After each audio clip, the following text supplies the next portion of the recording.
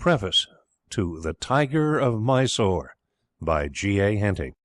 While some of our wars in India are open to the charge that they were undertaken on slight provocation, and were forced on by us in order that we might have an excuse for annexation, our struggle with Tippoo Sahib was, on the other hand, marked by a long endurance of wrong, and a toleration of abominable cruelties perpetrated upon Englishmen and our native allies. Hyder Ali was a conqueror of the true Eastern type. He was ambitious in the extreme. He dreamed of becoming the lord of the whole of southern India. He was an able leader, and though ruthless where it was his policy to strike terror, he was not cruel by choice.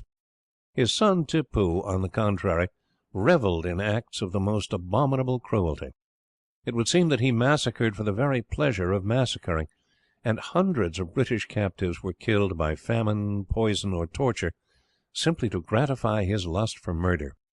Patience was shown towards this monster until patience became a fault, and our inaction was naturally ascribed by him to fear. Had firmness been shown by Lord Cornwallis when Seringapatam was practically in his power, the second war would have been avoided and thousands of lives spared. The blunder was a costly one to us, for the work had to be done all over again, and the fault of Lord Cornwallis retrieved by the energy and firmness of the Marquis of Wellesley. The story of the campaign is taken from various sources, and the details of the treatment of the prisoners from the published narratives of two officers who effected their escape from prison. This written by the author, G.A. Henty. Chapter 1. A Lost Father. "There's no saying, lad, no saying at all. All I know is that your father, the captain, was washed ashore at the same time I was. As you heard me say, I owed my life to him. I was pretty nigh gone when I caught sight of him holding on to a spar. Spent as I was, I managed to give a shout loud enough to catch his ear. He looked round, I waved my hand and shouted, 'Goodbye, Captain.' Then I sank lower and lower, and I felt that it was all over, when, half in a dream, I heard your father's voice shout, 'Hold on, Ben.' I gave one more struggle, and then I felt him catch me by the arm. I don't remember what happened until I found myself lashed to the spar beside him. 'That is right, Ben,' he said cheerily, as I held up my head. 'You'll do now. I had a sharp tussle to get you here, but it's all right now. We're setting inshore fast. Pull yourself together, for we shall have a rough time of it in the surf. Anyway, we'll stick together, come what may.' Well, as the waves lifted us up, I saw the coast, with its groves of coconuts almost down to the water's edge, and white sheets of surf running up high on the sandy beach. It was not more than 100 yards away, and the captain sang out, 'Hooray! There's some natives coming down. They'll give us a hand.' Next time we came up on a wave, he said, 'When we get close, Ben, we must cut ourselves adrift from this spar. It'll crush the life out of us. But before we do that, I'll tie the two of us together.' He cut a bit of rope from the rifle hanging from the spar, and tied one end round my waist and the other round his own, leaving about 5 fathom loose between us. 'There,' he shouted in my ear, 'if either of us gets chucked well up and the natives get a hold of him, the other must come up too. Now mind, Ben, keep broadside on to the wave if you can, and then let it roll you up as far as it'll take you.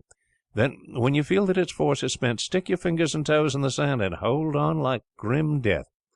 Well, we drifted nearer and nearer until, just as we got to the point where the great waves tumbled over, the captain cut the lashings and swam a little way so as to be clear of the spar.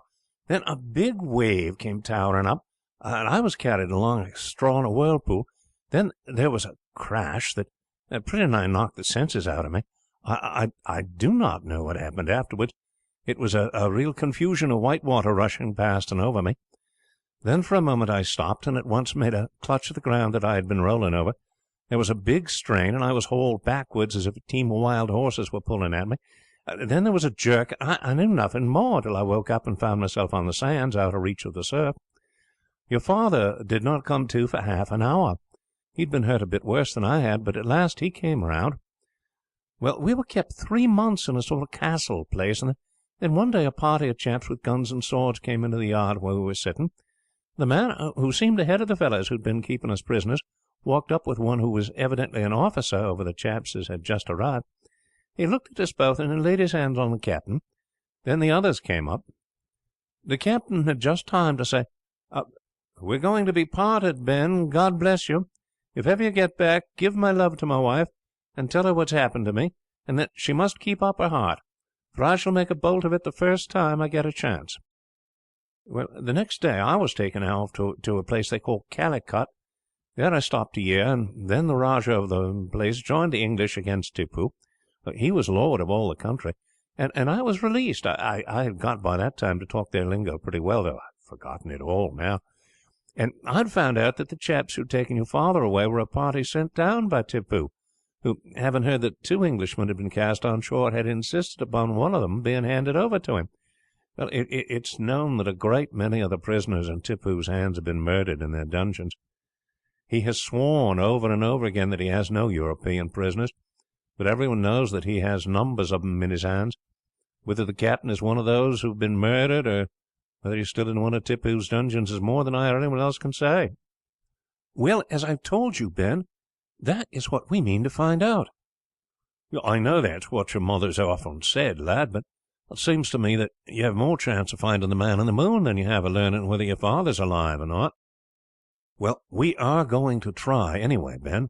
I know it's a difficult job, but Mother and I have talked it over ever since you came home with the news 3 years ago. So I have made up my mind, and nothing can change me. You see, I have more chances than most people would have. Being a boy is all in my favour, and then, you know, I talk the language just as well as English. Yes, of course, that is a pull, and a big one, but it's a desperate undertaking, lad, and I can't say as I see how it is to be done. Well, I don't see either, Ben, and I don't expect to see until we get out there, but desperate or not, Mother and I are going to try. Dick Holland, the speaker, was a lad of some 15 years of age. His father, who was captain of a fine East Indiaman, had sailed from London when he was 9, and had never returned. No news had been received of the ship after she touched at the Cape, and it was supposed that she had gone down with all hands, until, nearly 3 years later, her boatswain, Ben Burkett, had entered the East India Company's office and reported that he himself and the captain had been cast ashore on the territories of the Rajah of Coorg, the sole survivors, as far as he knew, of the Hooghly. After an interview with the directors, he had gone straight to the house at Chadwell, inhabited by Mrs. Holland. She had left there, but had removed to a smaller one a short distance away, where she lived upon the interest of the sum that her husband had invested from his savings, and from a small pension granted to her by the company. Mrs. Holland was a half-caste, the daughter of an Englishwoman who had married a young Rajah. Her mother's life had been a happy one, but when her daughter had reached the age of 16, she died, obtaining on her deathbed the Rajah's consent that the girl should be sent to England to be educated, while her son, who was 3 years younger, should remain with his father. Over him she had exercised but little influence. He had been brought up like the sons of other native princes, and, save for his somewhat light complexion, the English blood in his veins would never have been suspected. Margaret, on the other hand, had been under her mother's care, and as the latter had always hoped that the girl would, at any rate for a time, go to her family in England, she had always conversed with her in that language, and had, until her decreasing strength rendered it no longer possible, given her an English education. In complexion and appearance she took far more after her English mother than the boy had done, and save for her soft dark eyes and glossy jet black hair, might have passed as of pure English blood. When she sailed, it was with the intention of returning to India in the course of a few years, but this arrangement was overthrown by the fact that on the voyage John Holland, the handsome young first mate of the Indiaman, completely won her heart, and they were married a fortnight after the vessel came up the Thames. The matter would not have been so hurried had not a letter she posted on landing to her mother's sister, who had promised her a home, received an answer written in a strain which determined her to yield at once to John Holland's pressing entreaties that they should be married without delay. Her aunt had replied that she had consented to overlook the conduct of her mother in uniting herself to a native, and to receive her for a year at the rectory, but that her behaviour in so precipitately engaging herself to a rough sailor rendered it impossible to countenance her. As she stated that she had come over with a sum sufficient to pay her expenses while in England, she advised her to ask the captain, who, by the way, must have grossly neglected his duties by allowing an intimacy between her and his mate, to place her in some school where she would be well looked after until her return to India. The Indian blood in Margaret's veins boiled fiercely, and she wrote her aunt a letter which caused that lady to congratulate herself on the good fortune that had prevented her from having to receive under her roof a girl so objectionable and violent a character. Although the language that John Holland used concerning this letter was strong indeed, he was well satisfied, as he had foreseen that it was not probable Margaret's friends would have allowed her to marry him without communicating with her father, and that the Rajah might have projects of his own for her disposal. He laid the case before the captain, who placed her in charge of his wife until the marriage took place. Except for the long absences of her husband, Margaret's life had been a very happy one, and she was looking forward to the time when, after another voyage, he would be able to give up his profession and settle down upon his savings. When months passed by and no news came of the Hooghley having reached port, Mrs. Holland at once gave up her house and moved into a smaller one, for although her income would have been sufficient to enable her to remain where she was, she determined to save every penny she was able for the sake of her boy. She was possessed of strong common sense and firmness of character, and when Ben Birkett returned with his tale, he was surprised at the composure with which she received it. "I have always," she said, "had a conviction that John was still alive, and have not allowed Dick to think of his father as dead. And now I believe as firmly as before that some day John will be restored to me. I myself can do nothing towards aiding him. A woman can do little here. She can do nothing in India, save among her own people. I shall wait patiently for a time. It may be that this war will result in his release, but in the meantime I shall continue to prepare Dick to take up the search for him as soon as he is old enough. I hear once a year from my brother, who is now Rajah, and he will be able to aid my boy in many ways. However, for a time I must be patient and wait. I have learnt to wait during my husband's long absences, and besides, I think that the women of India are a patient race. I trust that John will yet come home to me, but if not, when it's time, we will try to rescue him." Ben said nothing at the time to dampen her courage, but he shook his head as he left the cottage. "Poor creature," he said. "I would not say anything to discourage her, but for a woman and boy to try to get a captive out of the claws of the Tiger of Mysore, it's just madness." Each time he returned from a voyage, Ben called upon Mrs. Holland. He himself had given up every vestige of hope when it was known that the name of her husband was not among the list of those whom Tippoo had been forced to release. Margaret Holland, however, still clung to hope. Her face was paler, and there was a set, pathetic expression in it, so when she spoke of her husband as being still alive, Ben would sooner have cut out his tongue than allow the slightest word indicative of his own feeling of certainty as to the captain's fate to escape him, and he always made a pretence of entering warmly into her plans. The training, as she considered it, of her son went on steadily. She always conversed with him in her father's language, and he was able to speak it as well as English. She was ever impressing upon him that he must be strong and active. When he was 12, she engaged an old soldier who had set up a sort of academy to instruct him in the use of the sword, and in such exercises as were calculated to strengthen his muscles and to give him strength and agility. Unlike most mothers, she had no word of reproach when he returned home from school with a puffed face or cut lips, the signs of battle. "I do not want you to be quarrelsome," she often said to him, "but I have heard your father say that a man who can use his fists well is sure to be cool and quick in any emergency. You know what is before you, and these qualities are of far more importance in your case than any book learning. Therefore, Dick, I say never quarrel on your own account, but whenever you see a boy bullying a smaller one, take the opportunity of giving him a lesson, while learning one yourself. In the days of old, you know, the first duty of a true knight was to succour the oppressed, and I want you to be a true knight. You'll get thrashed sometimes, no doubt, but don't mind that. Perhaps next time you'll turn the tables." Dick acted upon this advice, and by the time he was 15 had established a reputation among not only the boys of his own school but of the district. In addition to his strength and quickness, he had a fund of dogged endurance and imperturbable good temper that did not fail him. Even on the rare occasions when, in combats with boys much older than himself, he was forced to admit himself defeated, the fact that he fought, not because he was angry, but as if it were a matter of business, gave him a great advantage, and his readiness to take up the cause of any boy ill-treated by another was so notorious that "I will tell Dick Holland" became a threat that saved many a boy from being burned. 10 days before his conversation with Ben, his mother had said, "Dick, I can stand this no longer. I have tried to be patient for 6 years, but I can be patient no longer. I feel that another year of suspense would kill me. Therefore I have made up my mind to sail at once. The voyage will take us 5 months, and perhaps you may have to remain some little time at my brother's before you can start. Now that the time has come, I think that perhaps I am about to do wrong, and that it may cost you your life. But I cannot help it, Dick. I dream of your father almost every night, and I wake up thinking that I hear him calling upon me to help him.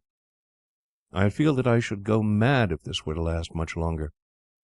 "I am ready, Mother," the boy said earnestly. "I have been hoping for some time that you would say you would start soon, and though I have not, of course, the strength of a man, I think that will be more than made up by the advantage I should have, as a boy, in looking for my father.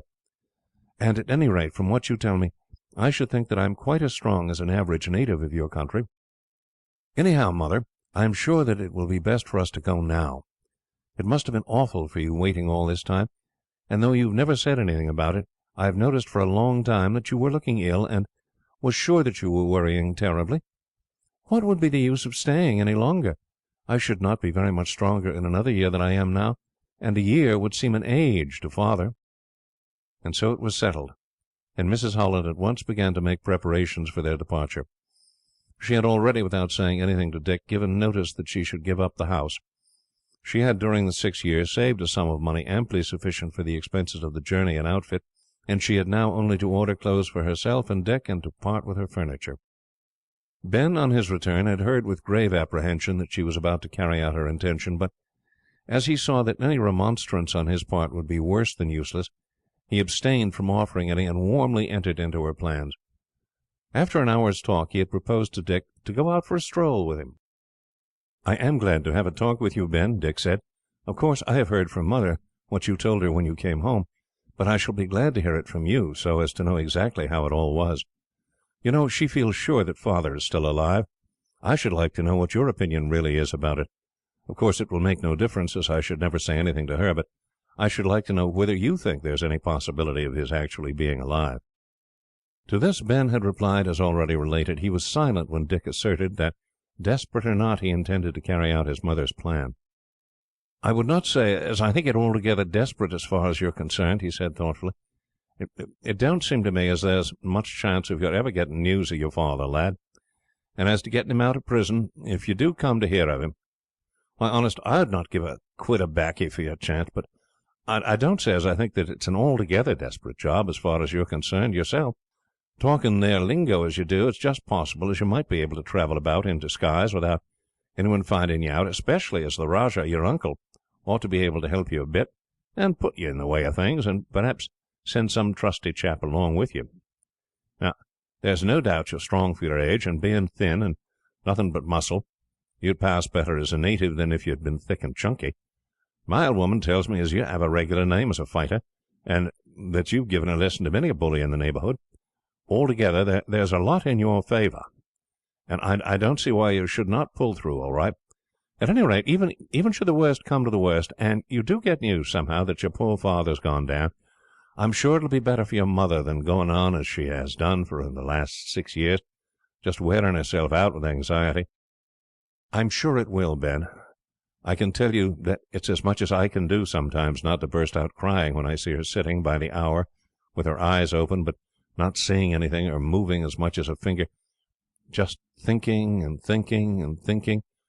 I wish we were going out on your ship, Ben." "I wish you was too, lad, but it'll be 5 or 6 weeks before we are off again. Anyhow, the ship you're going in, the Madras, is a fine craft, and the captain bears as high a character as anyone in the company's fleet. Well, lad, I hope it'll all turn out well.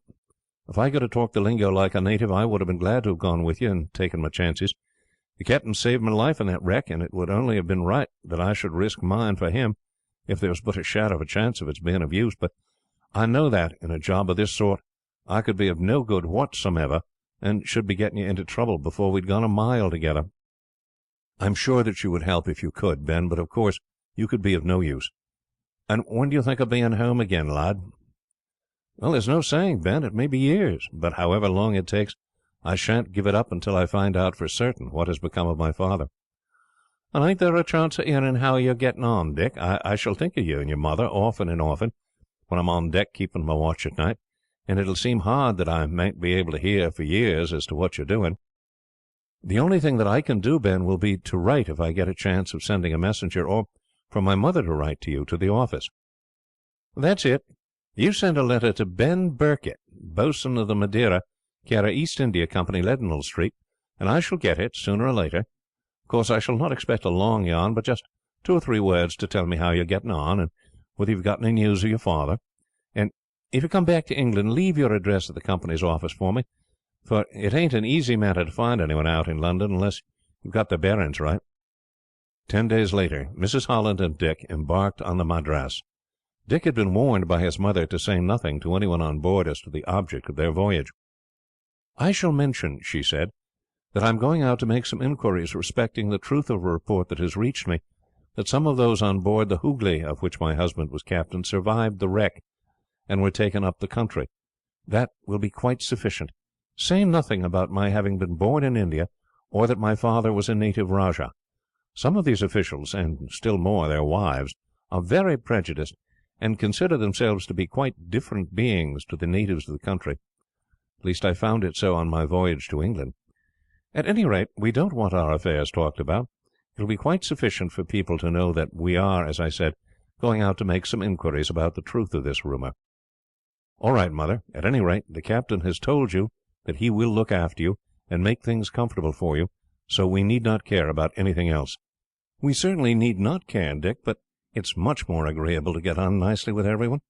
I was very pleased when Captain Barstow called yesterday and said that, having heard at the office that the Mrs. Holland on the passenger list was the widow of his old shipmate, John Holland, he'd come round to see if there was anything that he could do for her, and he promised to do all in his power to make us comfortable. Of course, I told him that I did not regard myself as Captain Holland's widow, that all we knew was that he had got safely ashore and had been taken up to Mysore, and as I had a strong conviction he was still alive, I was going out to endeavour to ascertain from native sources whether he was still living."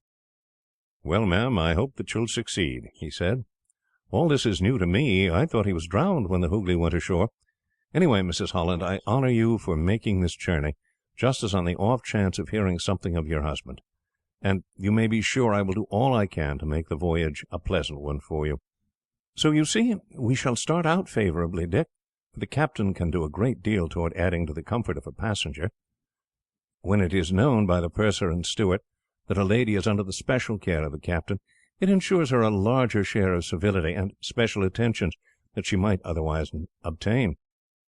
As soon as they went on board, indeed, the captain came up to them. "Good morning, Mrs. Holland," he said. "You have done quite right to come on board early. It gives you a chance of being attended to before the stewards are being called for by 20 people at once." He beckoned to a midshipman. "Mr. Hart, please tell the purser I wish to speak to him. So this is your son, Mrs. Holland? A fine, straight-looking young fellow. Are you going to put him in the service? You have a strong claim, you know, which I am sure the board would acknowledge." "Do you know, Captain, it's a matter that I have hardly thought of. In fact, I have for years been so determined to go out and try and obtain some news of my husband, as soon as Dick was old enough to journey about as my protector, that I have not thought, as I ought to have done, what profession he should follow.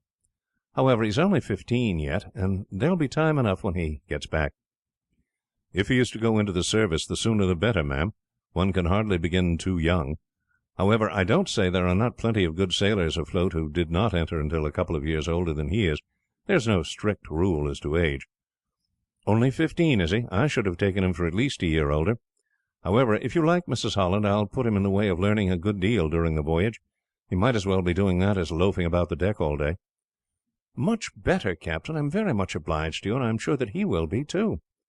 "I should like it immensely, Captain," Dick exclaimed. At this moment the purser came up. "Mr. Stevenson," the captain said, "this is Mrs. Holland. She is the wife of an old friend, John Holland. We were midshipmen together on board the Ganges. He commanded the Hoogly, which was lost, as you know, 5 or 6 years ago, somewhere near Calicut. There were 2 or 3 survivors, and he was one of them, and it seems that he was taken up the country. So Mrs. Holland is going out to endeavour to ascertain whether he may not be still alive, though perhaps detained by one of those native princes. Please do everything you can to make her comfortable, and tell the head steward that it's my particular wish she shall be well attended to. Who is she berthed with?" The purser took the passenger list from his pocket. "She is with Mrs. Colonel Williamson and the wife of Commissioner Larkins." The captain gave a grunt of dissatisfaction. The purser went on. "There is a small cabin vacant, Captain. 2 ladies who are to have it, a mother and a daughter, have, I hear this morning, been unexpectedly detained, owing to the sudden illness of one of them. Their heavy baggage is all in the hold and must go on, and they will follow in the next ship. Shall I put Mrs. Holland in there?" "Certainly. This is most fortunate. I don't think that you would have been comfortable with the other two, Mrs. Holland. I don't know the Colonel's wife, but Mrs. Larkins has travelled with us before, and I had quite enough of her on that voyage." "Well, thank you so much, Captain. It will indeed be a comfort to have a cabin to myself." Dick found that he was berthed with two young cadets, whose names he learned from the cards fastened over the bunks were Latham and Fellows. Half an hour after the arrival of the Hollands on board, the passengers began to pour in rapidly, and the deck of the Madras was soon crowded with them, their friends, and their luggage. Below, all was bustle and confusion. Men shouted angrily to stewards, women laden with parcels blocked the gangway, and appealed helplessly to everyone for information and aid. Sailors carried down trunks and portmanteaus, and Mrs. Holland, when she emerged from her cabin, having stowed away her belongings and made things tidy, congratulated herself on having been the first on board, and so had not only avoided all this confusion, but obtained a separate cabin, which she might not otherwise have been able to do so, as the captain would have been too busy to devote any special attention to her. After handing her over to the care of the purser, Captain Barstow had spoken to the second officer who happened to be passing. "Mr. Rawlinson," he said, "this is the son of my old friend, Captain Holland. He is going out with his mother. I wish you would keep your eye upon him, and let him join the midshipmen in their studies with you in the morning. Possibly he may enter the service, and it will be a great advantage to him to have got up navigation a bit before he does so. At any rate, it will occupy his mind and keep him out of mischief. A lad of his age would be like a fish out of water among the passengers on the quarterdeck." "Aye, aye, sir. I'll do what I can for him," and he hurried away. Dick saw that, for the present, there was nothing to be done but to look on, and it was not until the next morning, when the Madras was making her way south, outside the Goodwins, that the second officer spoke to him. "Oh, there you are, lad. I've been too busy to think of you, and it will be another day or two before we settle down to regular work. However, I'll introduce you to one or two of the midshipmen, and they'll make you free of the ship." Dick was indeed already beginning to feel at home. The long table, full from end to end, had presented such a contrast to his quiet dinner with his mother that, as he sat down beside her and looked round, he thought he should never get to speak to anyone throughout the voyage. However, he had scarcely settled himself when a gentleman in a naval uniform next to him made the remark: "Well, youngster, what do you think of all this? I suppose it's all new to you." "It is, sir. It seems very strange at first, but I suppose I shall get accustomed to it." "Oh yes, you'll find it pleasant enough by and by. I am the ship's doctor. The purser has been telling me about you and your mother. I made one voyage with your father. It was my first, and a kinder captain I never sailed with. I heard from the purser that there seems to be a chance of his being still alive, and that your mother is going out to try and find out something about him. I hope most sincerely that she may succeed in doing so, but he's been missing a long time now. Still, that's no reason why she should not find him. There have been instances where men have been kept for years by some of these rascally natives. Why, goodness only knows, except, I suppose, because they fear and hate us, and think that some time or another an English prisoner may be useful to them. Your mother looks far from strong," he went on, as he glanced across Dick to Mrs. Holland, who was talking to a lady on the other side of her. "Has she been ill?" "No, sir. I have never known her ill yet. She has been worrying herself a great deal. She's waited so long because she did not like to go out until she could take me with her. She has no friends in England with whom she could leave me. She looks a good deal better now than she did a month ago, though. I think directly she settled to come out and had something to do she became better." "That's quite natural," the doctor said. "There's nothing so trying as inactivity. I have no doubt that the sea air will quite set her up again. It performs almost miracles on the homeward bound passengers. They come on board looking pale and listless and washed out. At the end of a month at sea they are different creatures altogether." The purser had taken pains to seat Mrs. Holland at table next to a person who would be a pleasant companion for her, and the lady she was now talking to was the wife of a chaplain in the army. She had, a year before, returned from India in the Madras, and he knew her to be a kind and pleasant person. Dick did not care for his cabin mates. They were young fellows of about 18 years of age. One was a nephew of a director of the company, the other the son of a high Indian official. They paid but little attention to him, generally ignoring him altogether, and conversing about things and people in India in the tone of men to whom such matters were quite familiar. In 3 or 4 days Dick became on good terms with the 6 midshipmen the Madras carried. Two of them were younger than himself, two somewhat older, while the others were nearly out of their time, and hoped that this would be their last trip in the midshipman's berth. The four younger lads studied 2 hours every morning under the second officer's instruction, and Dick took his place at the table regularly with them. Mathematics had been the only subject in which he had at all distinguished himself at school, and he found himself able to give satisfaction to Mr. Rawlinson in his studies of navigation. After this work was over, they had an hour's practical instruction by the boatswain's mate in knotting and splicing ropes, and in other similar matters. In a fortnight he learned the names and uses of what had at first seemed to him the innumerable ropes, and long before that had accompanied one of the midshipmen aloft. On the first occasion that he did so, two of the topmen followed him, with the intention of carrying out the usual custom of lashing him to the ratlines, until he paid his footing. Seeing them coming up, the midshipman laughed and told Dick what was in store for him. The boy had been as awkward as most beginners in climbing the shrouds, the looseness and give of the ratlines puzzling him, but he had for years practised climbing ropes in the gymnasium at Shadwell, and was confident in his power to do anything in that way. The consequence was that, as soon as the sailors gained to the top, where he and the midshipman were standing, Dick seized one of the halyards and, with a merry laugh, came down hand over hand. A minute later he stood on the deck. "Well done, youngster," said the boatswain's mate, who happened to be standing by as Dick's feet touched the deck. "This may be the first time you have been on board a ship, but it's easy to see that it isn't the first, by a long way, that you have been on a rope. Could you go up again?" "Yes, I should think so," Dick said. "I have never climbed so high as that, because I have never had the chance, but it ought to be easy enough." The man laughed. "There are not many sailors who can do it," he said. "Well, let's see how high you'll go." As Dick was accustomed to go up a rope 30 feet high, hand over hand, without using his legs, he was confident that with their assistance he could get up to the maintop, lofty as it was, and he at once threw off his jacket and started.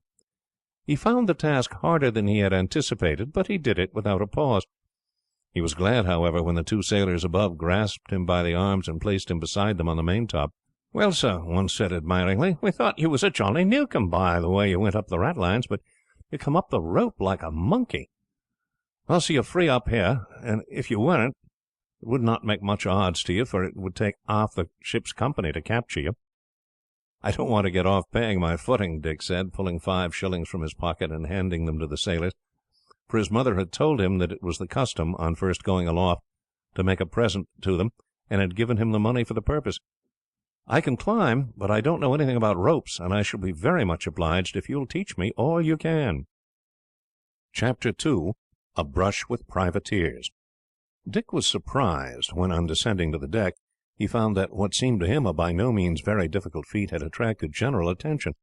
Not only did half a dozen of the sailors pat him on the back with exclamations expressive of their surprise and admiration, but the other midshipmen spoke quite as warmly, the eldest saying, "I could have got up the rope, Holland, but I could not have gone up straight as you did, without stopping for a bit to take breath.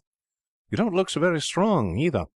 "Oh, I think that it's a knack more than strength," Dick replied. "I have done a lot of practice at climbing, for I have always wanted to be strong, and I heard that there was no better exercise." When presently Dick went off aft to the quarterdeck, Captain Barstow said to him, "You have astonished us all, lad. I could hardly believe my eyes when I saw you going up that rope. I first caught sight of you when you had climbed but 20 feet, and wondered how far you would get. At that pace, I would have wagered 100 guineas to 1 that you would not have kept it up to the top. Well, lad, whatever profession you take up to, it's certain that you'll be a good sailor spoilt." They had been out 3 weeks now, but had made slow progress, for the winds had been light and mostly from the southwest. "This is very dull work," the doctor said to Dick one day at dinner. "Here we are, 3 weeks out, and still hardly beyond the Channel. There is one consolation. It's not the fault of the ship. She's been doing well under the circumstances, but the fates have been against her thus far. I have no doubt that there are a score of ships still lying in the Downs that were there when we passed, and tedious as it has been beating down the Channel, with scarce wind enough most of the time to keep our sails full, it would have been worse lying there all the time. Still, we've gained a good bit on them, sir. If the wind were to change round, say to the northeast, and they brought it along with them, they would soon make up for lost time, for it would not take them 3 days to run here. However, we shall begin to do better soon. I heard the captain say that he should change his course tomorrow. We're somewhere off Cork, and when he makes a few miles more westing he'll bear away south. If we'd had a favourable wind we should have taken our departure from the start, but with it in this quarter we're obliged to make more westing. before we lay our head on her course, or we should risk getting in too close to the French coast, and their privateers are as thick as peas there." "But we should not be afraid of a French privateer, Doctor." "Well, not altogether afraid of one, but they are very often going in couples, and sometimes 3 of them will work together.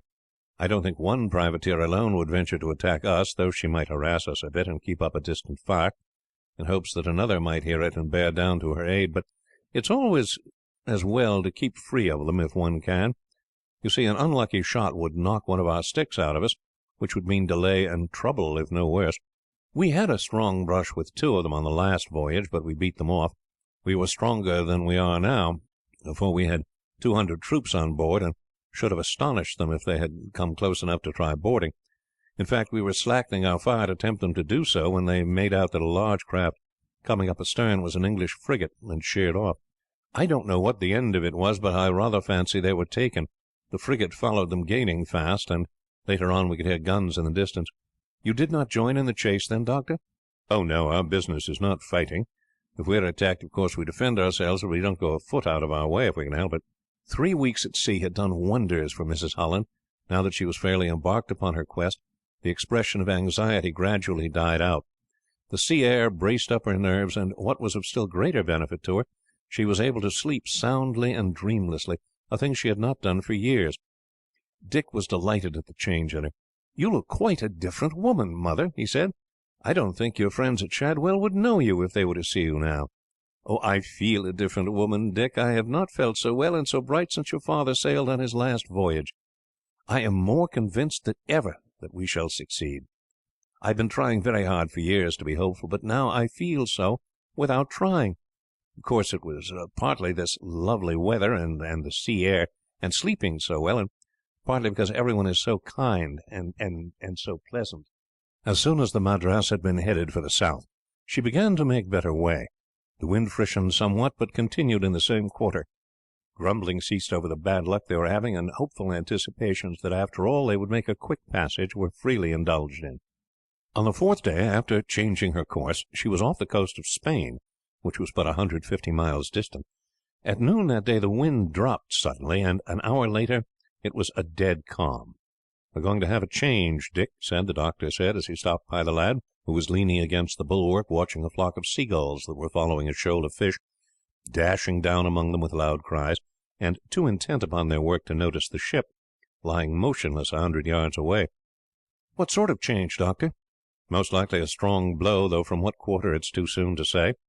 However, we have no reason to grumble. After nearly a month of light winds we must expect a turn of bad weather. I hope it will come from the north. That will take us down to the latitude of Madeira, and beyond that we may calculate upon another spell of fine weather until we cross the line." As the afternoon wore on the weather became more dull. There were no clouds in the sky, but the deep blue was dimmed by a sort of haze. Presently, after a talk between the captain and the first officer, the latter gave the order, "All hands take in sail." The order had been expected, and the men at once swarmed up the rigging. In a quarter of an hour all the upper sails were furled. The light spars were then sent down to the deck. "You may as well get the top-gallant sails off her too, Mr. Green," the captain said to the first officer. "It's as well to be prepared for the worst. It's sure to blow pretty hard when the change comes." The top-gallant sails or t'gallant sails were got in, and when the courses had been brailed up and secured, the hands were called down. Presently the captain, after going to his cabin, rejoined Mr. Green. "The glass has gone up again," Dick heard him say.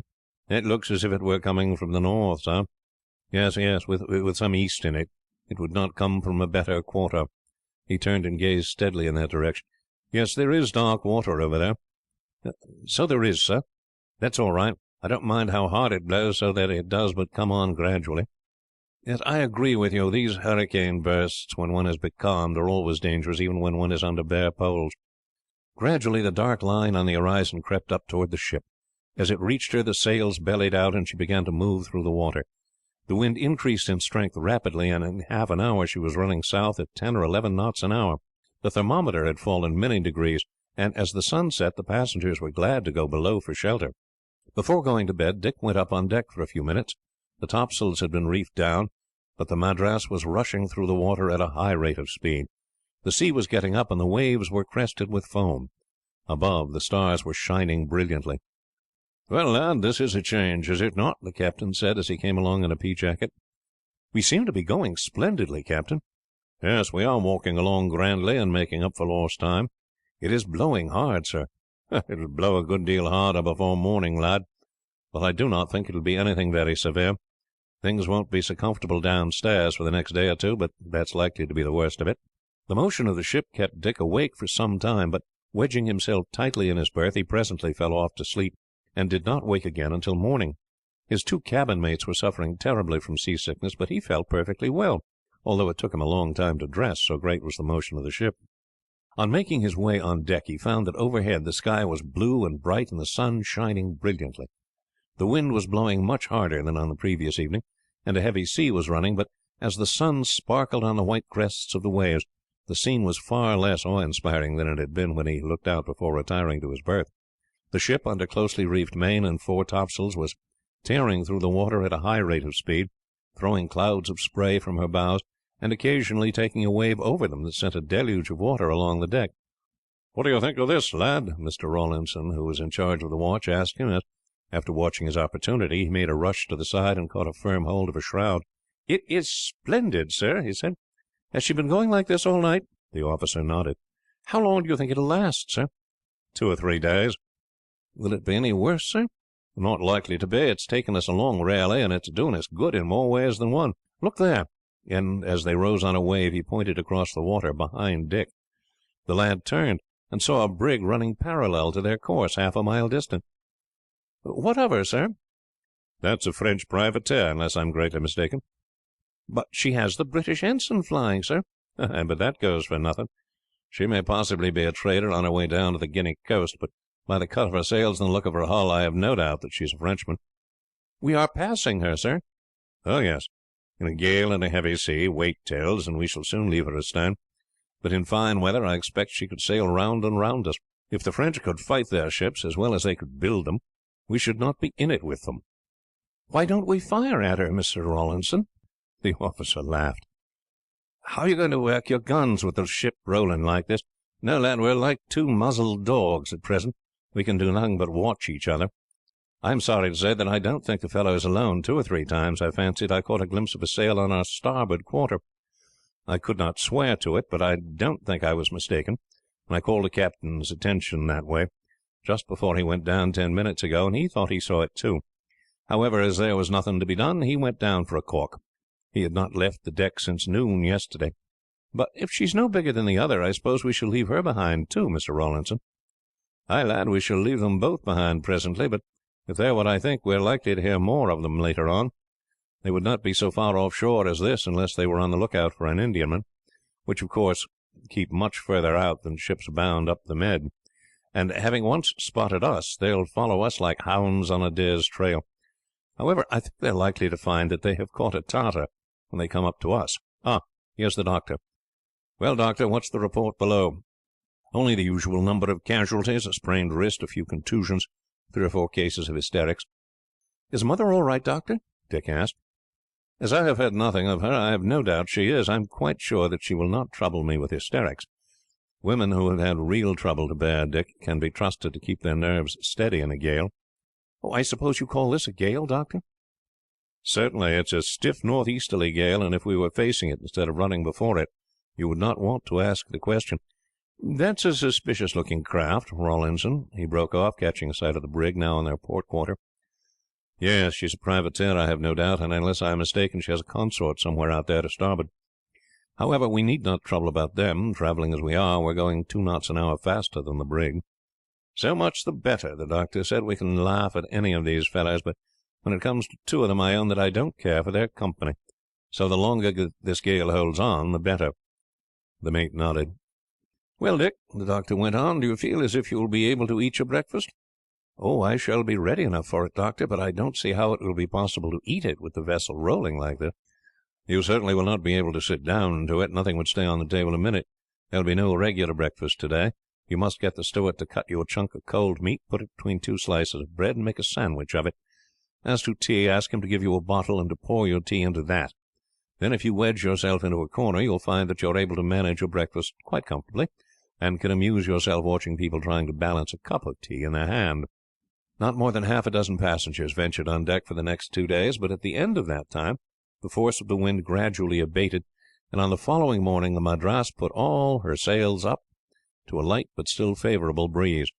Madeira had been passed, to Dick's disappointment, but except for a fresh supply of vegetables there was no occasion to put in there, and the captain grudged the loss of a day while so favourable a wind was taking them along. "Do you think we shall see anything of that brig again, Doctor?" Dick asked, as for the first time since the wind sprang up the passengers sat down to a comfortable breakfast. "There's no saying, Dick. If we gained 2 knots an hour during the blow, and I don't suppose we gained more than 1.5, they must be 120 miles or so astern of us. After all, this is only half a day's run. I think they are pretty sure to follow us for a bit, for they will know that in light winds they travel faster than we do, and if we get becalmed while they still hold the breeze, they'll come up hand over hand. It's likely enough that, in another 3 days or so, we may get a sight of them behind us." This was evidently the captain's opinion also, for during the day the guns were overhauled and their carriages examined, and the muskets brought up on deck and cleaned. On the following day the men were practised at the guns, and then had pike and cutlass exercise. None of the passengers particularly noticed these proceedings, for Dick had been warned by the captain to say nothing about the brig, and as he was the only passenger on deck at the time, no whisper of the privateers had come to the ears of the others. The party were just going down to lunch on the third day when a lookout in the maintop hailed the deck. "Sail astern." "How does she bear?" "She's dead astern of us, sir, and I can only make out her upper sails. I should say that there are her royals." Mr. Green ran up with his telescope slung over his shoulder. "I cannot make much out of her, sir," he shouted to the captain. "She may be anything. She must be nearly 30 miles astern. I think with Pearson that it is her royals we see." "Take a look round, Mr. Green." The mate did so, and presently called down, "I can make out something else away on the starboard quarter, but so far astern that I can scarce swear to her. Still, it can be nothing but a sail." "Thank you, Mr. Green. I dare say that we shall know more about her later on." When the captain joined the passengers at table, one of the ladies said, "You seem interested in that ship astern of us, Captain." "Yes, Mrs. Seaforth. One is always interested in a ship when one gets down as far as this. She may be another Indiaman, and although the Madras has no claim to any great speed in a light breeze like this, one never likes being passed." The explanation was considered as sufficient, and nothing more was said on the subject. By sunset the upper sails of the stranger could be made out from the deck of the Madras. Mr. Green again went up and had a look at her. "She's coming up fast," he said, when he rejoined the captain. "She keeps us so dead in our wake that I can't make out whether she's a brig or a 3-master, but I fancy that she is a brig by the size and cut of her sails. I can see the other craft plainly enough now. She's 8 or 10 miles west of the other, and has closed in toward her since I made her out before. I have no doubt that she is a large schooner." "Well, it's a comfort that they are not a few miles nearer, Mr. Green. There's no chance of their overtaking us before morning, so we shall be able to keep our watches as usual, and shall have time to get ready for a fight if there is to be one." "The sooner the better, sir, so that it is daylight. It's quite certain that they have the legs on us." In the morning, when Dick came up, he found that the wind had quite died away, and the sails hung loosely from the yards.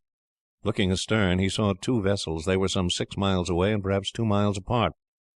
As they lay without steerage way, they had swung partly round, and he saw that they were a brig and a schooner. The former, he had no doubt, from her lofty masts and general appearance, was the same the Madras had passed 6 days before. As the passengers came up, they were full of curiosity as to the vessels. "Of course, we know no more, actually, than you do yourselves," the captain said, as some of them gathered round and questioned him. "But I may as well tell you frankly that we have very little doubt about there being 2 French privateers. We passed them during the gale, and had some hopes that we should not see them again, but in the light breeze we have been having during the last few days, they have made up lost ground, and I am afraid that we shall probably have to fight them." Exclamations of alarm broke from some of the ladies who heard his words. "You need not be alarmed, ladies," he went on. "We carry 12 guns, you know, and I expect that all of them are of heavier metal than theirs. The Madras is a strongly built ship, and will stand a good deal more hammering than those light craft will, so that I have no doubt we shall give a good account of ourselves." After breakfast the hatches were opened, and the gun cases belonging to the passengers brought out. Scarce one of them but had a rifle, and many had in addition a shotgun. The day passed without any change in the positions of the vessels, but they still lay becalmed. "Why don't they get out their boats and tow their vessels up?" Dick asked the doctor. "Because they would be throwing away their chances if they did so. They know that we cannot get away from them, and we might smash up their boats as soon as they came within range. Besides, their speed and superior handiness give them a pull over us when fighting under sail. They may try to tow up during the night, if they think they are strong enough to take us by boarding, but I hardly think they will do so." The night, however, passed off quietly, but in the morning a light breeze sprang up from the east. The sails were trimmed, and the Madras again began to move through the water. By breakfast time the craft behind had visibly decreased their distance. The meal was a silent one. When it was over, the captain said: "As soon as those fellows open fire, ladies, I must ask you all to go down into the hold. The sailors have already cleared a space below the waterline large enough for you, and they will take down some cushions and so on to make you as comfortable as possible under the circumstances. Pray do not be alarmed at any noises you may hear. You will be below the waterline and perfectly safe from their shot. You may be sure that we shall do our best to keep the scoundrels from boarding us, and I will let you know from time to time how matters are going." The unmarried men at once went up on deck. The others lingered for a short time behind, talking to their wives and daughters, and then followed. "The wind has strengthened a bit, Mr. Green," the captain said, "and I fancy we shall get more." "I think so too, Captain." "Then you may as well get off the upper sails and make her snug. Get off everything above the topgallant. Then if the wind increases we shall not want to call the men away from the guns." The crew had, without orders, already mustered at quarters. The lashings had been cast off the guns, the boatswain had opened the magazines, and a pile of shot stood by each gun, together with cases of canister and grape shot for close work. Boarding pikes and cutlasses were ranged along the bulwarks. The men had thrown aside their jackets, and many of those at the guns were stripped to the waist. Some of them were laughing and talking, and Dick saw by their air of confidence that they had no doubt of their ability to beat off the assault of the privateers. The latter were the first to open the ball. A puff of smoke burst out from the brig's bows, followed almost instantly by one from the schooner. Both shots fell short, and for a quarter of an hour the three vessels kept on their way. "We have heavier metal than that," the captain said cheerfully, "and I have no doubt we could reach them. But it's not our game to play at long bowls, for it's probable that both of them carry a long pivot gun, and if they were to draw off a bit they could annoy us amazingly, while we could not reach them." Presently the privateers opened fire again. They were now about a mile away, and the same distance from each other. Their shot fell close to the Indiaman, and two or three passed through their sails. Still no reply was made. The men at the gun fidgeted, and kept casting glances towards the poop in expectation of an order. It came at last, but it was not what they had expected. "Double shot your guns, men," the captain said. Scarcely was the order obeyed when the brig, which was now on the port quarter, luffed up a little into the wind and fired a broadside of 8 guns. There was a crashing of wood. The Madras was hulled in 3 places. 2 more holes appeared in her sails, while the other shot passed harmlessly just astern of her. There was an angry growl among the sailors as the schooner bore away a little, and also fired her broadside. Except that a man was struck down by a splinter from the bulwarks, no damage was done. "Bear up a little," the captain said to the second officer, who was standing by the helmsman. "I want to edge in a little toward the brig, but not enough for them to notice it. Now, gentlemen," he went on to the passengers, "I have no doubt that most of you are good shots, and I want you, after we have fired our broadside, to direct your attention to the brig's helmsman. If you can render it impossible for the men to stand at the wheel, we'll make mincemeat of this fellow in no time. Directly I have fired our port broadside, I am going to bring her up into the wind on the opposite tack, and give him the starboard broadside at close quarters. Don't fire until we've gone about, and then pick off the helmsman if you can. Get ready, men." The brig was now but a little more than a quarter of a mile distant. "Aim at the foot of his mainmast," he went on. "Let each man fire as he gets the mast in his sight." A moment later the first gun fired, and the whole broadside followed in quick succession. "Down with the helm, hard down, sheets and tacks." The men whose duty it was to trim the sails ran to the sheets and braces. The Madras swept up into the wind, and as her sails drew on the other tack, she came along on a course that would take her within 100 yards of the brig. As she approached, 3 rifles cracked out on her poop. One of the men at the helm of the brig fell, and as he did so, half a dozen more shots were fired, and as his companion dropped beside him, the brig, deprived of her helm, flew up into the wind. 3 men ran aft to the wheel, but the deadly rifles spoke out again. 2 of them fell. The third dived under the bulwark for shelter. "Steady, men," the captain shouted. "Fetch a mainmast out of her." As they swept along under the stern of the brig, each gun of their other broadside poured in its fire in succession, raking the crowded deck from end to end. A moment later the mainmast was seen to sway, and a tremendous cheer broke from the Madras as it went over the side, dragging with it the foretopmast with all its gear. "Down with the helm again," the captain shouted. "Bring a head to wind and keep her there."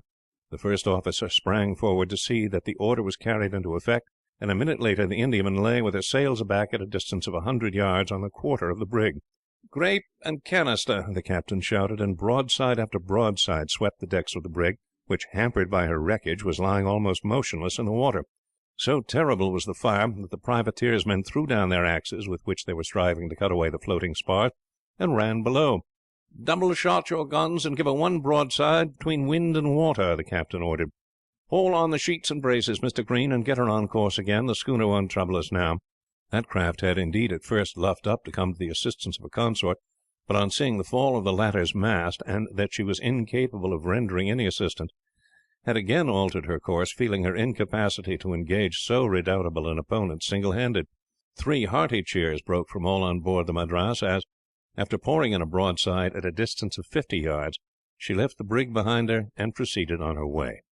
"Then you don't care about taking prizes, Captain?" one of the passengers said, as they crowded round to congratulate him upon his easy, almost bloodless victory.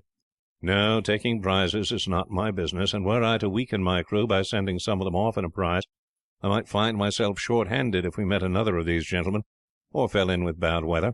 Besides, she'd not be worth sending home." "The brig is signalling to her consort, sir," Mr. Green said. "Aye, aye. I expect she wants help badly enough. I saw the chips fly close to her waterline as we gave her that last broadside." "They are lowering a boat," one of the passengers said. "So they are. I expect they haven't got more than one that can swim." "I think she's settling down," the captain said, as he looked earnestly at the wreck astern. "See how they are crowding into that boat, and how some of the others are cutting and slashing to get the wreckage clear of her." "She is certainly a good bit lower in the water than she was," the first officer agreed. "The schooner's come round, and won't be long before she's alongside of her." Yes, there was no doubt that the brig was settling down fast. Men stood on the bulwarks and waved their caps frantically to the schooner. Others could be seen, by the aid of a glass, casting spars, hen coops, and other articles overboard, and jumping into the water after them, and soon the sea around the wreck was dotted with heads and floating fragments, while the wreckage of the mainmast was clustered with men.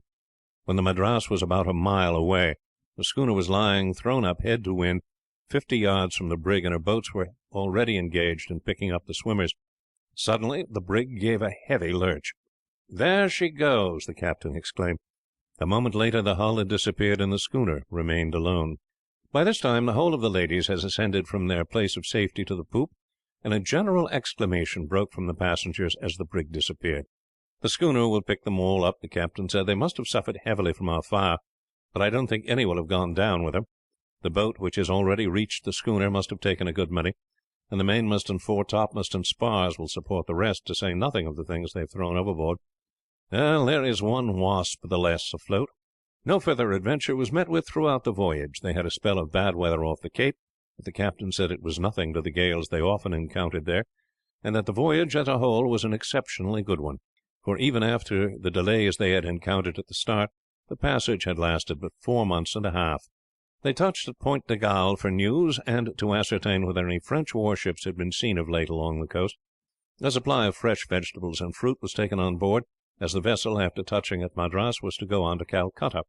A few of the passengers landed at Point de Galle, but neither Dick nor his mother went ashore. "You will have plenty of opportunities of seeing Indians later on, Dick," Mrs. Holland had said, "and as the gigs will not take all ashore, we may as well stop quietly here.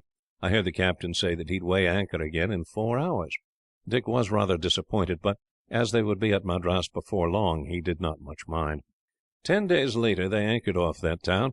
Little was to be seen except the fort, a number of warehouses, and the native town, while the scenery contrasted strongly with that of Ceylon, with its masses of green foliage, with hills rising behind. For the last fortnight Mrs. Holland had been somewhat depressed. Now that the voyage was nearly over, the difficulties of the task before her seemed greater than they had done when viewed from a distance, and she asked herself whether, after all, it would not have been wiser to have waited another 2 or 3 years, until Dick had attained greater strength and manhood. The boy, however, when she confided her doubts to him, laughed at the idea. "Why, you know, mother," he said, "we agreed that I had a much greater chance as a boy of going about unsuspected than I should have as a man. Besides, we could never have let father remain any longer without trying to get him out. No, no, mother, you know we've gone through it over and over again, and talked about every chance. We've had a first-rate voyage, and everything is going on just as we could have wished, and it would never do to begin to have doubts again. We have both felt confident all along. It seems to me that, of all things, we must keep on being confident, at any rate until there is something to give us cause to doubt." On the following morning they landed in a surf boat, and were fortunate in getting ashore without being drenched. There was a rush of wild-looking and half-naked natives to seize their baggage, but upon Mrs. Holland, with quiet decision, accosting the men in their own language, and picking out 4 of them to carry the baggage up to one of the vehicles standing on the road that ran along the top of the high beach, the rest fell back, and the matter was arranged without difficulty. After a drive of 20 minutes they stopped at a hotel. "It's not like a hotel, Mother," Dick remarked as they drew up. "It's more like a gentleman's house standing in its own park. Almost all the European houses are built so here, Dick, and it's much more pleasant than when they are packed together." "Yes, much nicer," Dick agreed. "If each house has a lot of ground like this, the place must cover a tremendous extent of country." "It does, Dick, but as everyone keeps horses and carriages, that does not matter much. Blacktown, as they call the native town, stands quite apart from the European quarter." As soon as they were settled in their rooms, which seemed to Dick singularly bare and unfurnished, mother and son went out for a drive in one of the carriages belonging to the hotel. Dick had learned so much about India from her that, although extremely interested, he was scarcely surprised at the various scenes that met his eye, or at the bright and varied costumes of the natives. Many changes had taken place during the 17 years that had elapsed since Mrs. Holland had left India. The town had increased greatly in size. All signs of the effects of the siege by the French 30 years before had been long obliterated. Large and handsome government buildings had been erected, and the evidences of wealth and prosperity were everywhere present. Chapter 3: The Rajah. "Now, Mother, let us talk over our plans," Dick said, as after dinner they seated themselves in 2 chairs in the verandah, at some distance from the other guests at the hotel. "How are we going to begin?" "In the first place, Dick, we shall tomorrow send out a messenger to Tripataly to tell my brother of our arrival there." "How far is it, Mother?" "Oh, it's about 120 miles in a straight line, I think, but a good bit farther than that by the way we shall go." "How shall we travel, Mother?" "Well, I will make some inquiries tomorrow, but I think that the pleasantest way will be to drive from here to Conjeveram. I think that is about 40 miles. There we can take a native boat and go up the river Palar past Arcot and Vellore to Vanniambadi. From there it is only about 15 miles to Tripataly. I shall tell my brother the way I propose going. Of course, if he thinks any other way will be better, then we shall go by that." "Are we going to travel as we are, Mother, or in native dress?" "That is a point I have been thinking over, Dick. I will wait and ask my brother which he thinks will be best. When out there I always dressed as a native, and never put on English clothes except at Madras. I used to come down here 2 or 3 times every year with my mother, and generally stayed for a fortnight or 3 weeks. During that time we always dressed in English fashion, as by so doing we could live at the hotel and take our meals at public tables without exciting comment. My mother knew several families here, and liked getting back to English ways occasionally. Of course, I shall dress in Indian fashion while I stay at my brother's, so it's only the question of how we shall journey there, and I think I should prefer going as we are. We shall excite no special observation travelling as English, as it will only be supposed that we are on our way to pay a visit to some of our officers at Arcot. At Conjeveram, which is a large place, there is sure to be a hotel of some sort or other, for it is on the main road from Madras south. On the way up by water we shall of course sleep on board, and we shall go direct from the boat to Tripataly. However, we need not decide until we get an answer to my letter, for it will take a very short time to get the necessary dresses for us both. I think it most likely that my brother will send down one of his officers to meet us, or possibly may come down himself." "You heard what they were all talking about at dinner, Dick?" "Yes, Mother. It was something about Tippoo attacking the Rajah of Travancore, but I didn't pay much attention to it. I was looking at the servants and their curious dresses." "It's very important, Dick, and will probably change all our plans. Travancore is in alliance with us, and everyone thinks that Tippoo's attack on it will end in our being engaged in war with him. I was talking to the officer who sat next to me, and he told me that if there had been a capable man at the head of government here, war would have been declared as soon as the Sultan moved against Travancore.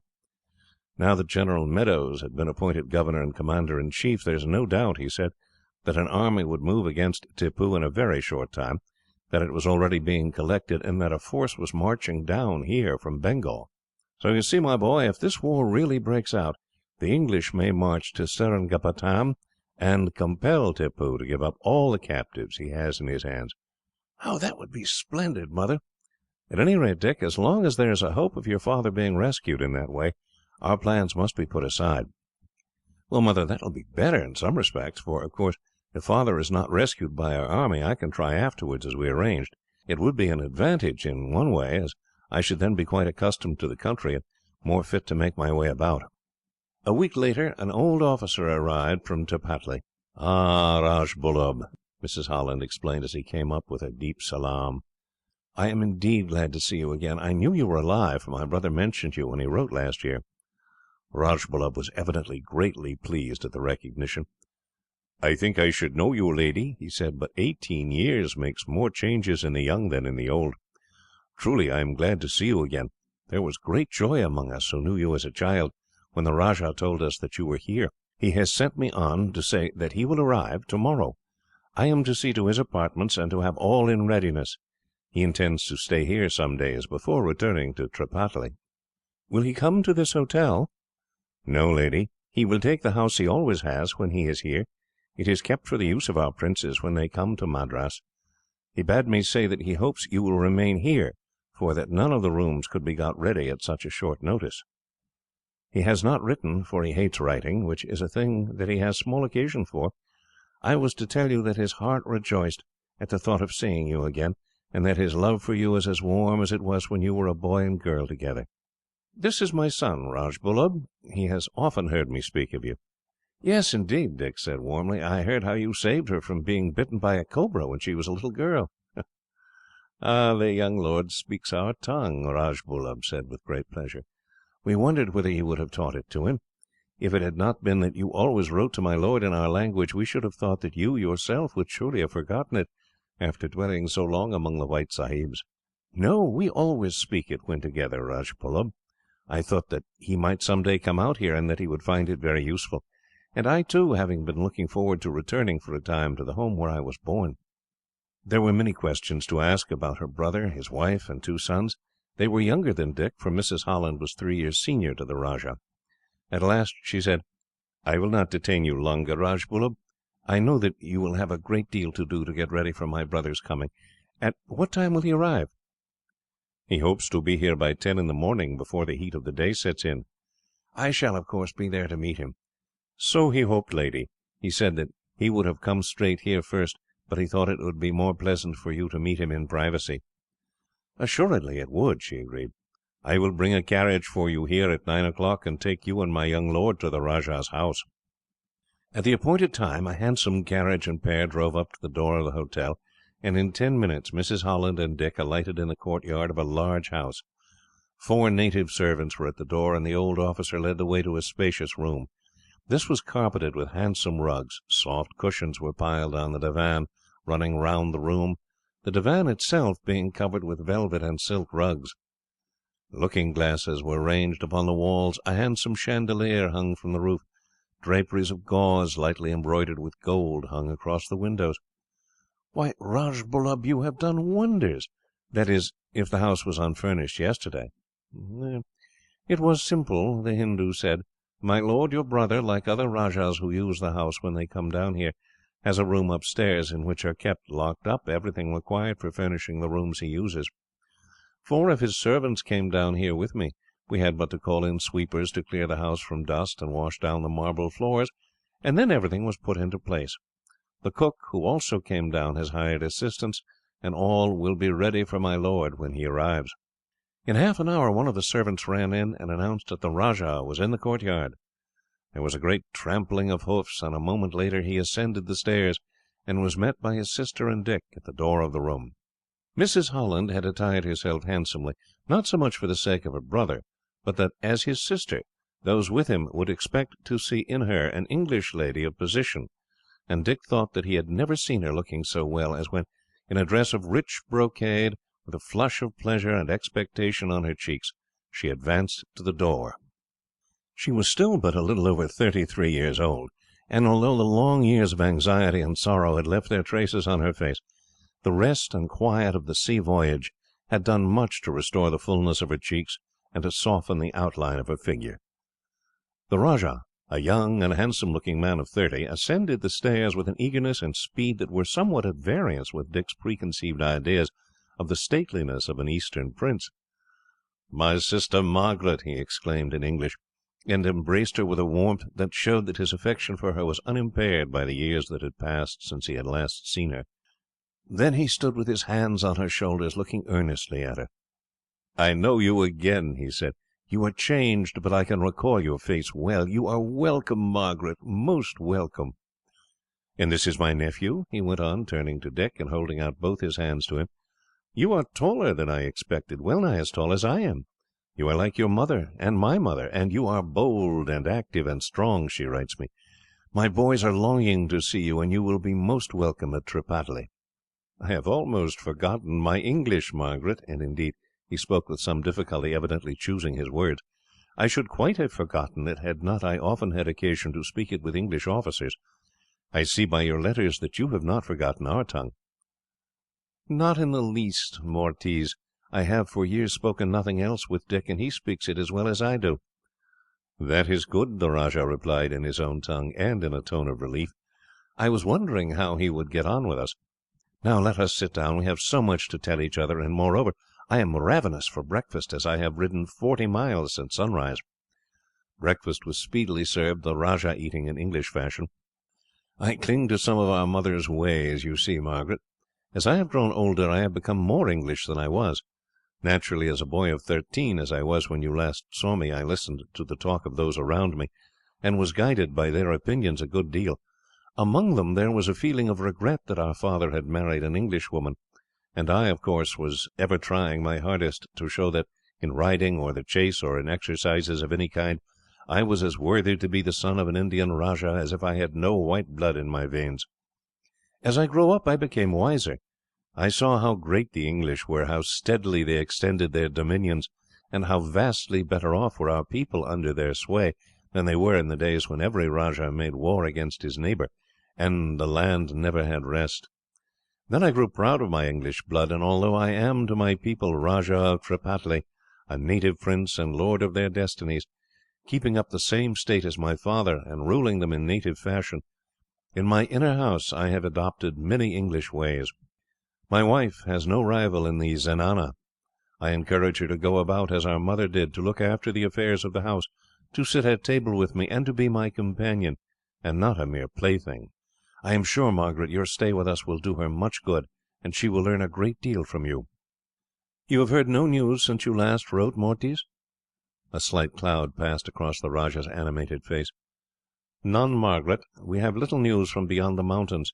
Tippoo hates us, who are the friends of the English, as much as he hates the English themselves, so there is little communication between Mysore and the possessions of the Nabob of Arcot. We will talk later on of the plans you wrote of in your last letter to me." "You do not think they are hopeless, Mortiz?" Mrs. Holland asked anxiously. "I would not say that they are hopeless," he said gently, "although it seems to me that, after all these years, the chances are slight indeed that your husband can be alive, and the peril and danger of the enterprise that, so far as I understood you, you intend your son to undertake would be terrible, indeed." "We see that, Mortiz. Dick and I have talked it over 1,000 times. But so long as there is but a shadow of a chance of his finding his father, he is ready to undertake the search. He is a boy in years, but he has been trained for the undertaking, and will, when the trial comes, bear himself as well as a man." "Well, Margaret, I shall have plenty of opportunities for forming my own judgment, because, of course, he will stay with us a long time before he starts on the quest, and it will be better to say no more of this now. Now, tell me about London. Is it so much a greater city than Madras?" Mrs. Holland sighed. She saw by his manner that he was wholly opposed to her plan, and although she was quite prepared for opposition, she could not help feeling disappointed. However, she perceived that, as he said, it would be better to drop the subject for a time, and she accordingly put it aside and answered his questions. "Madras is large, that is, it spreads over a wide extent, but if it were packed with houses as closely as they could stand, it would not approach London in the number of its population." "How is it that the English do not send more troops out here, Margaret?" "Because they can raise troops here, and English soldiers cannot stand the heat as well as those born to it. Moreover, you must remember that at present England is at war, not only with France and half Europe, but also with America. She is also obliged to keep an army in Ireland, which is greatly disaffected. With all this on her hands, she cannot send a large army so far across the seas, especially when her force here is sufficient for all that can be required of it." "That is true," he said. "It is wonderful what they have done out here with such a small force. But they will have harder work before they conquer all India, as I believe they will do, than they have yet encountered. In spite of Tippoo's vauntings, they will have Mysore before many years are over. The Sultan seems to have forgotten the lesson they taught him 6 or 7 years back. But the next time will be the last, and Tippoo, tiger as he is, will meet the fate he seems bent on provoking. But beyond Mysore lies the Mahratta country, and the Mahrattas alone can put 30,000 horsemen into the field. They are not like the people of Bengal, who have ever fallen with scarce an attempt at resistance under the yoke of one tyrant after another. The Mahrattis are a nation of warriors.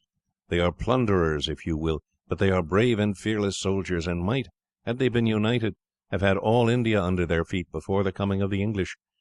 That chance has slipped from them, but when we, I say we, you see, Margaret, meet them, it will be a desperate struggle indeed." "We shall thrash them, uncle," Dick broke in. "You will see that we shall beat them thoroughly." The Rajah smiled at Dick's impetuosity. "So you think English soldiers cannot be beaten, eh?" "Well, uncle, somehow they never do get beaten. I don't know how it is. I suppose that it's just obstinacy. Look how we thrashed the French here, and they were just as well drilled as our soldiers, and there were twice as many of them." The Rajah nodded. "Our secret of our success, Dick, is that the English get on better with the natives here than the French do. I don't know why, except what I have heard from people who went through the war. They say that the French always seemed to look down on the natives, and treat even powerful allies with a sort of haughtiness that irritated them, and made them ready to change sides at the first opportunity, while the British treated them pleasantly, so that there was a real friendship between them." Dick, finding that the conversation now turned to the time when his mother and uncle were girl and boy together, left them and went downstairs. He found some 20 horses ranged in the courtyard, while their riders were sitting in the shade, several of them being engaged in cooking. These were the escort who had ridden with the Rajah from Tripataly, for no Indian prince would think of making a journey unless accompanied by a numerous retinue. Scarcely had he entered the yard than Rajbullub came up, with the officer in command of the escort, a fine-looking specimen of a Hindu soldier. He salaamed as Rajbullub presented him to Dick. The lad addressed him at once in his own tongue, and they were soon talking freely together. The officer was surprised at finding that his lord's nephew from beyond the sea was able to speak the language like a native. First Dick asked the nature of the country, and the places at which they would halt on their way. Then he inquired what force the Rajah could put into the field, and was somewhat disappointed to hear that he kept up but 100 horsemen, including those who served as an escort. "You see, Sahib, there is no occasion for soldiers. Now that the whites are the masters, they do the fighting for us. When the Rajah's father was a young man, he could put 2,000 men under arms, and he joined at the siege of Trichinopoly with 1,200. But now there is no longer need for an army. There is no one to fight. Some of the young men grumble, but the old ones rejoice at the change. Formerly they had to go to the plough with their spears and their swords beside them, because they never knew when marauders from the hills might sweep down. Besides, when there was war, they might be called away for weeks while the crops were wasting upon the ground. As to the younger men who grumble, I say to them, if you are tired of a peaceful life, go and enlist in a company's regiment, and every year some of them do so. In other ways the change is good. Now that the Rajah has no longer to keep up an army, he is not obliged to squeeze the cultivators. Therefore they pay but a light rent for their lands, and the Rajah is far better off than his father was, so that on all sides there is content and prosperity. But even now the fear of Mysore has not quite died out." "My position, Margaret," the Rajah said after Dick had left the room, "is a very precarious one. When Hyder Ali marched down here 8 years ago, he swept the whole country from the foot of the hills to the sea coast. My father would have been glad to stand neutral, but was, of course, bound to go with the English, as the Nabob of Arcot, his nominal sovereign, went with them. His sympathies were, of course, with your people, but most of the chiefs were at heart in favour of Hyder. It was not that they loved him, or preferred the rule of Mysore to that of Madras, but at that time Madras was governed by imbeciles. Its council was composed entirely of timid and irresolute men. It was clear to all that, before any force capable of withstanding him could be put in the field, the whole country, beyond reach of the guns of the forts of Madras, would be at the mercy of Hyder. What that mercy was had been shown elsewhere. Whole populations had been either massacred or carried off as slaves. Therefore, when the storm was clearly about to burst, almost all of them sent secret messages to Hyder to assure him that their sympathies were with him, and that they would gladly hail him as ruler of the Carnatic. My father was in no way inclined to take such a step. His marriage with an Englishwoman, the white blood in my veins, and his long-known partiality for the English, would have marked him for certain destruction. And as soon as he received news that Hyder's troops were in movement, he rode with me to Madras. At that time his force was comparatively large, and he took 300 men down with us. He had allowed all who preferred it to remain behind, and some 400 stayed to look after their families. Most of the population took to the hills, and as Hyder's force were too much occupied to spend time in scouring the ghauts in search of fugitives, when there was so much loot and so many captives ready to their hands on the plains, the fugitives for the most part remained there in safety. The palace was burnt, the town sacked and partly destroyed, and some 1,500 of our people who had remained in their homes killed or carried off. My father did some service with our horse, and I fought by his side. We were with Colonel Bailey's force when it was destroyed, after for 2 days resisting the whole of Hyder Ali's army. Being mounted, we escaped and reached Madras in safety, after losing half our number, but all that I can tell you about some other day. When peace was made and Hyder retired, we returned home, rebuilt the palace, and restored the town. But if Tippoo follows his father's example, and sweeps down from the hills, there will be nothing for it but to fly again. Tippoo commanded one of the divisions of Hyder's army last time, and showed much skill and energy, and has, since he came to the throne, been a scourge to his neighbours in the north. So far as I can see, Madras will be found as unprepared as it was last time, and although the chiefs of Vellore, Arcot, Conjeveram, and other places may be better disposed toward the English than they were before, for the Carnatic had a terrible lesson last time, they will not dare to lift a finger against him until they see a large British force assembled. So you see, sister, our position will be a very precarious one at Tripataly, and it's likely that at any time we may be obliged to seek refuge here. The trouble may come soon, or it may not come for a year, but sooner or later I regard it as certain that Tippoo will strive to obtain what his father failed to gain, the mastership of the Carnatic. Indeed, he makes no secret of his intention to become lord of the whole of southern India. The Nizam, his neighbour in the north, fears his power, and could offer but a feeble resistance, were Tippoo once master of the south and west coast. The Mahrattis can always be bought over, especially if there is a prospect of plunder. He relies, too, upon aid from France, for although the French, since the capture of Pondicherry, have themselves lost all chance of obtaining India, they would gladly aid in any enterprise that would bring about the fall of English predominance here. There are, too, considerable bodies of French troops in the pay of the Nizam, and these would, at any rate, force their master to remain neutral in a struggle between the English and Tippoo. However, it will be quite unnecessary that you should resume our garb, or that Dick should dress in the same fashion. Did I intend to remain at Tripataly, I should not wish to draw the attention of my neighbours to the fact that I had English relations resident with me. Of course, everyone knows that I am half English myself, but that is an old story now. They would, however, be reminded of it, and Tippoo would hear of it, and would use it as a pretext for attacking and plundering us. But as I have decided to come down here, there is no reason why you should not dress in European fashion." "We would remain here, brother," Mrs. Holland said, "rather than bring danger upon you. Dick could learn the ways of the country here, as well as with you, and could start on his search without going to Tripataly." "Not at all, Margaret. Whether you are with me or not, I shall have to leave Tripataly when Tippoo advances, and your presence will not in any way affect my plans.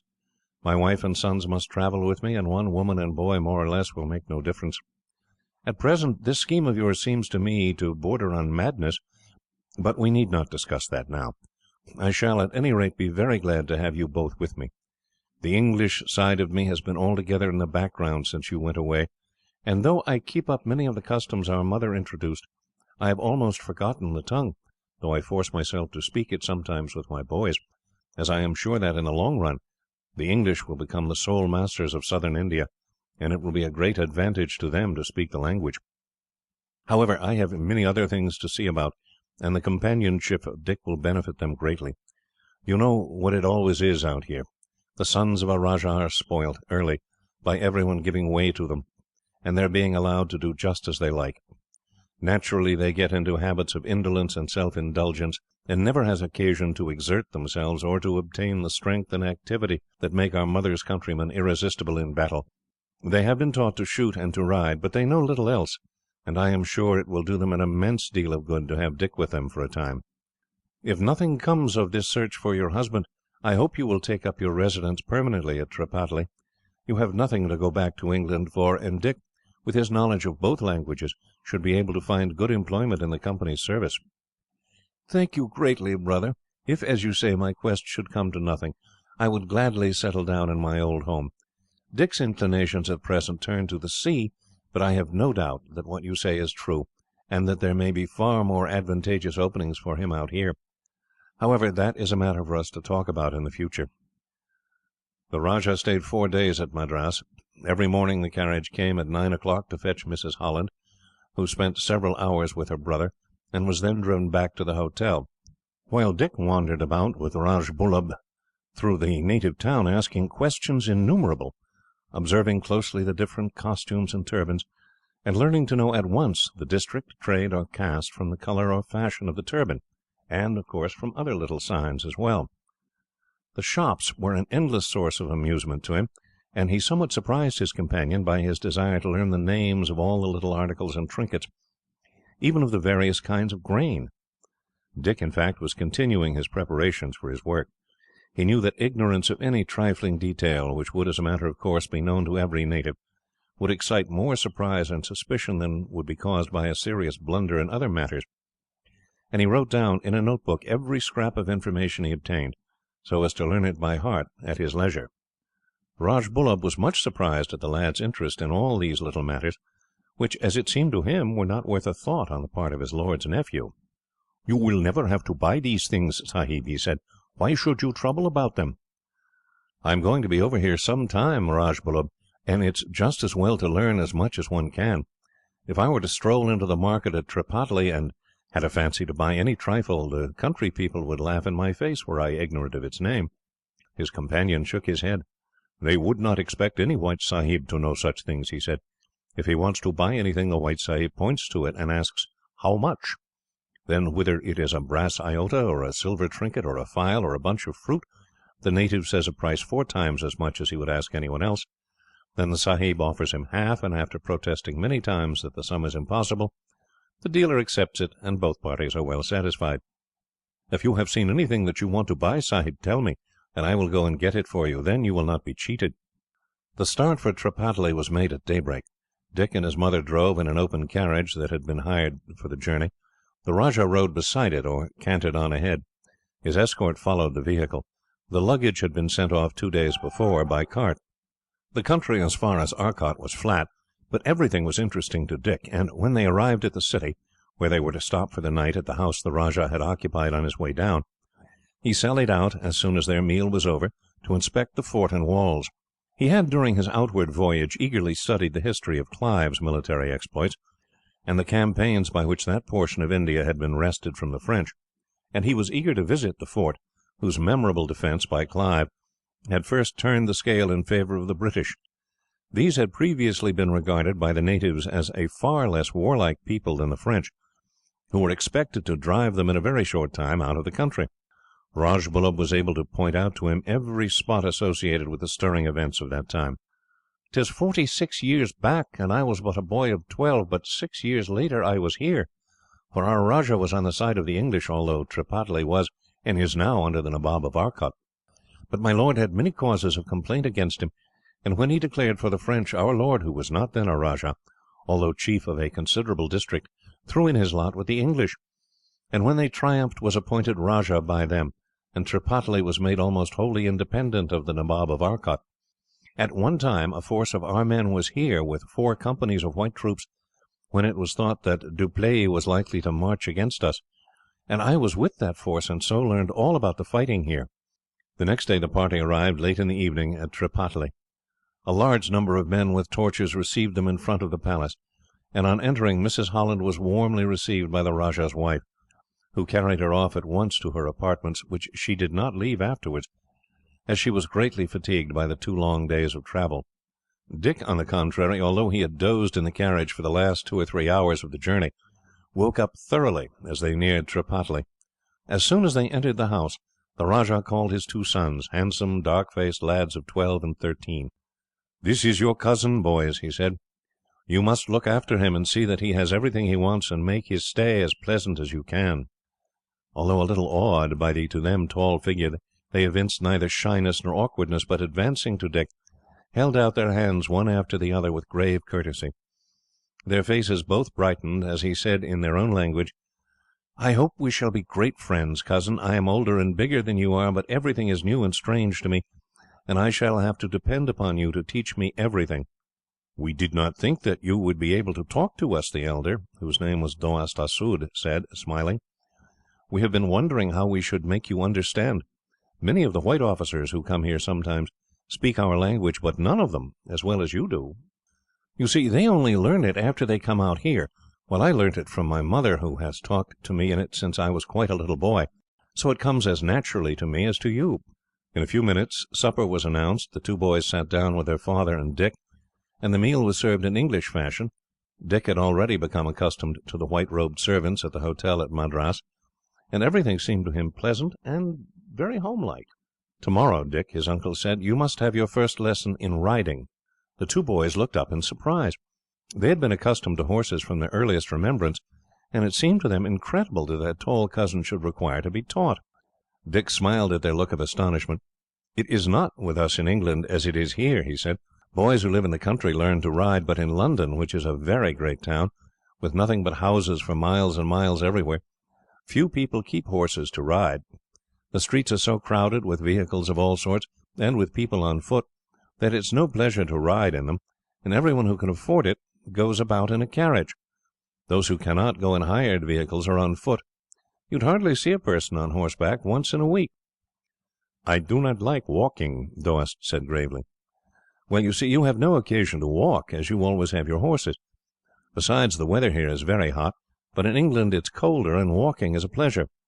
I have walked over 20 miles a day many times, not because I had to do it, but as a day's pleasure with a friend." "Can you shoot, cousin?"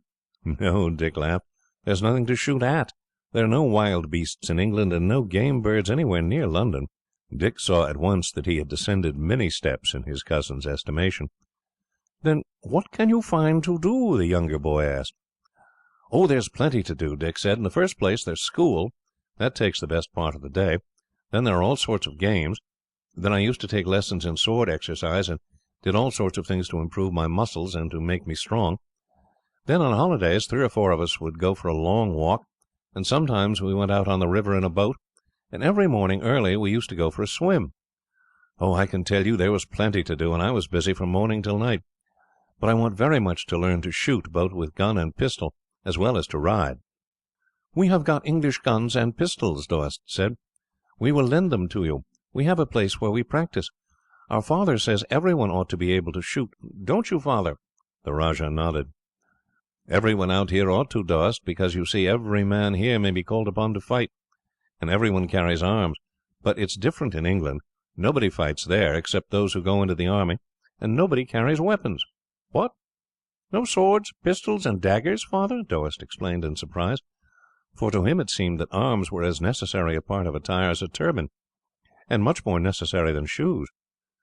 "But when people are attacked by marauders, or 2 chiefs quarrel with each other, what can they do if they have no arms?" "There are no marauders and no chiefs," Dick laughed.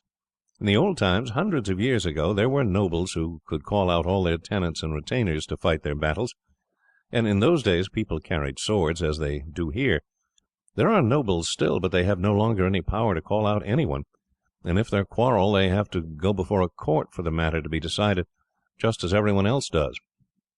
This seemed to Doast a very unsatisfactory state of things, and he looked to his father for an explanation. "It is as your cousin says, Doast. You have been down with me to Madras, and you have seen that, except the officers in the army, none of the Europeans carry arms. It is the same in England. England is a great island, and as they have many ships of war, no enemy can land there. There is one king over the whole country, and there are written laws by which everyone, high and low alike, are governed. So you see, no one has to carry arms. All disputes are settled by the law, and there is peace everywhere. For as nothing would be settled by fighting, and the law would punish anyone, however much in the right he might be, who fought, there is no occasion at all for weapons. It is a good plan, for you see, no one, however rich, can tyrannize over others, and were the greatest noble to kill the poorest peasant, the law would hang him just the same as it would hang a peasant who killed a lord. And now, boys, you had better be off to bed. Your cousin has had a long day of it, and I have no doubt he will be glad to do so.